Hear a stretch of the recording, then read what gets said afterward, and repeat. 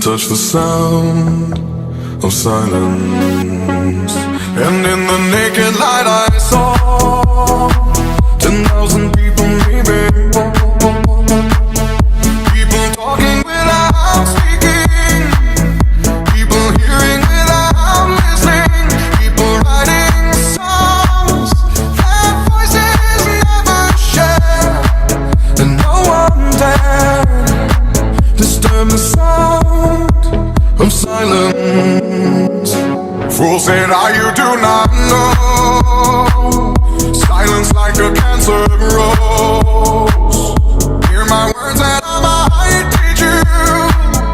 Play my arms and I might reach you. But my words, like silent raindrops, fell